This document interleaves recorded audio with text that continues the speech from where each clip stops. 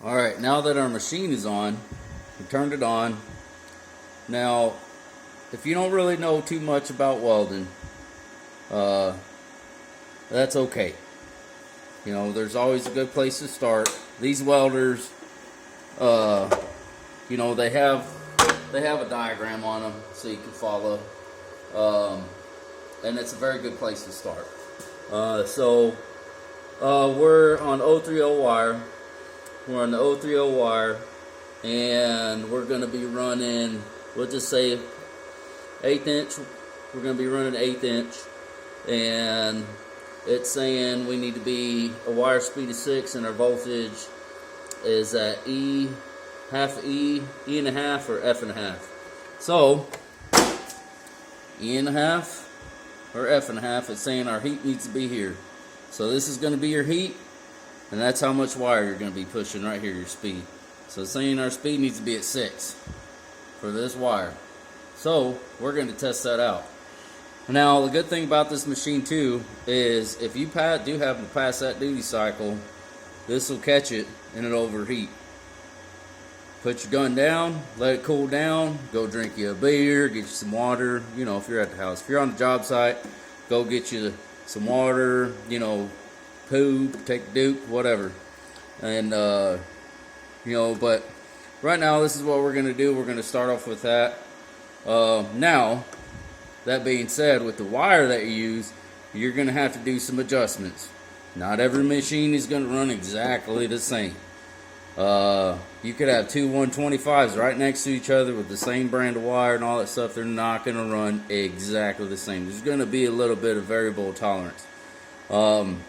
But there's always a good starting point.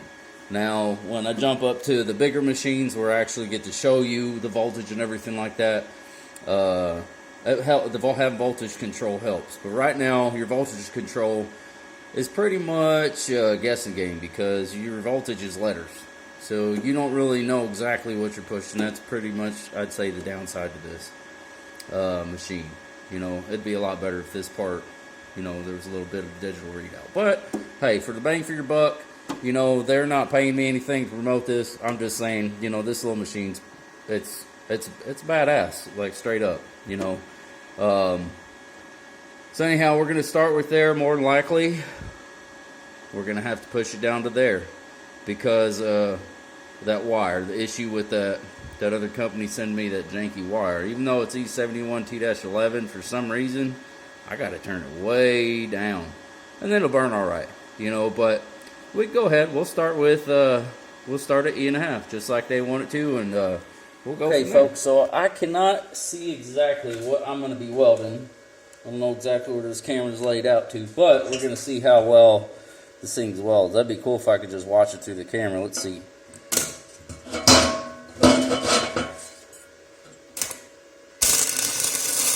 Oh, that's cool.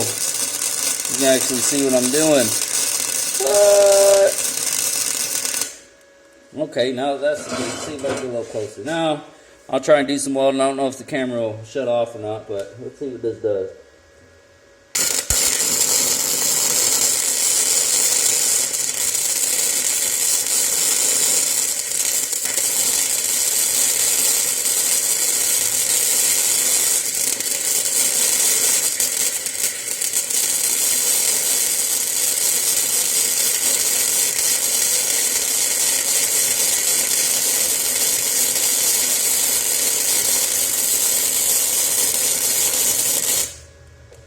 Would you look at that? Would you look at that? So I turned up my heat. Came up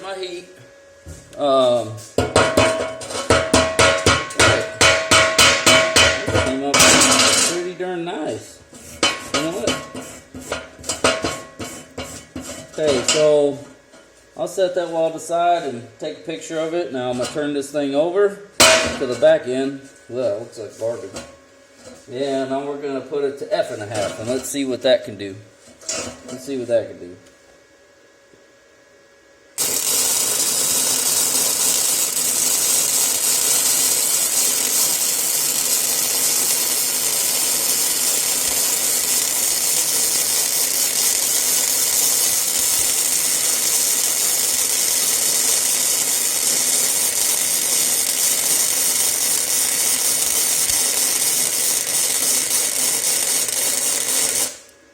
Alright, let's look at that weld. Oh, that's nicer too. Very, very nice. Huh, okay, well let's try stacking some. Let's do a vertical. See if I can get a vertical out of this somehow. There we go. I don't know if y'all can see it. Let me check. Oh, that's bad. I'm gonna do this. Let's move the lens down a little bit somehow without it falling on its head. I kind of think it's fit to. Don't know why. Bam! Let's try that out. Let's see how that looks. Oh, that's cool. That means I'm gonna move it over here. There we go. Alright, so let's try vertical. Let's see if y'all can see the. Now,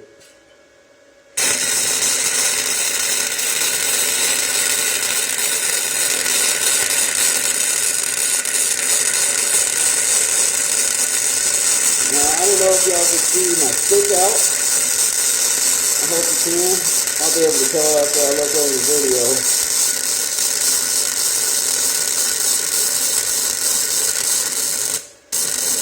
I let off the trigger on accident.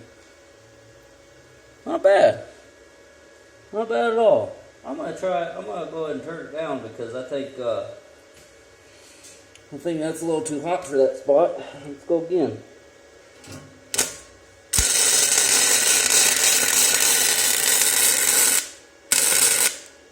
That's so cool. Oh, let off the trigger on accident. Now, the best thing to do is after you get your machine set, is to practice. Okay? Now, your best bet on your practicing is practicing on clean steel. The cleaner your steel, the better off you're going to go. Okay? Now, I'm just going to throw down some beads so y'all can see what this thing could do.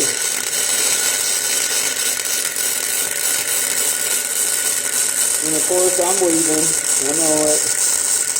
Okay. So you need to clear radius or anything like that. Okay. Alright, so we know that the wire can weld, right? And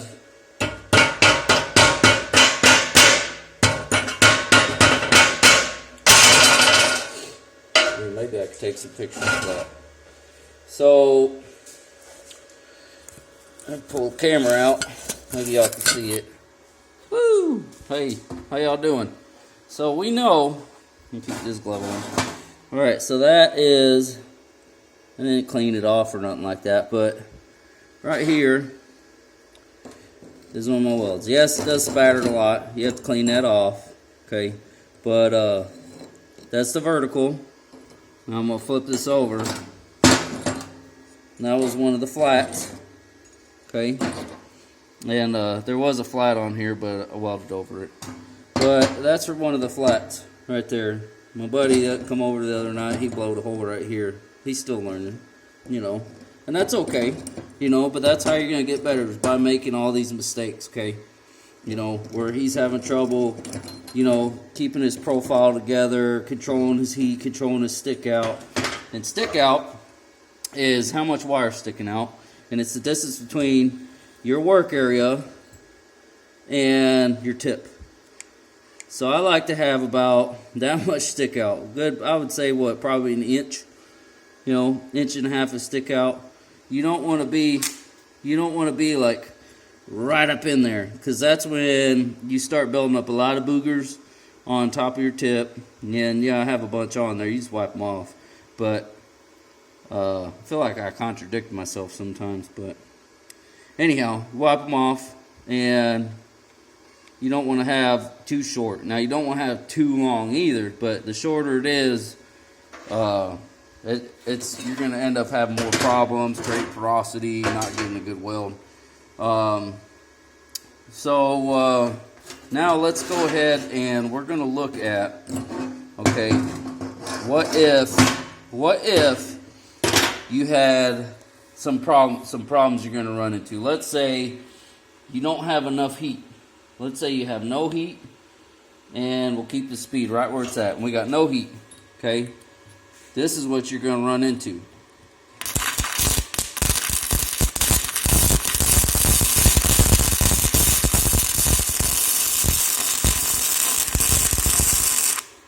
Okay? It's not going to weld right. Your profile is going to be bad. Now, let's say we turn that heat all the way through the roof. Let's turn it clear up. Let's all the way.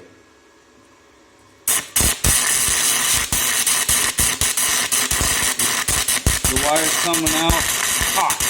Way too hot. Way too hot. You don't want that neither. You want to jump around in there. Now,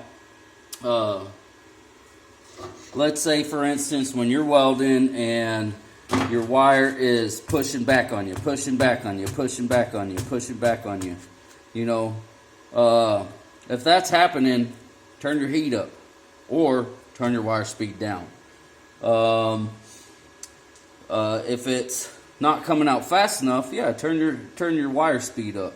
You know, and that's where the practice is going to come in. If you don't apply it, I can tell you how to do it, or everybody else out there that makes instructional videos or tries to teach can tell you till they're blue in the face on how to adjust it. But if you don't ever apply it, you know, it's one thing to look up these videos, you know, but what I'm hoping I get is somebody that actually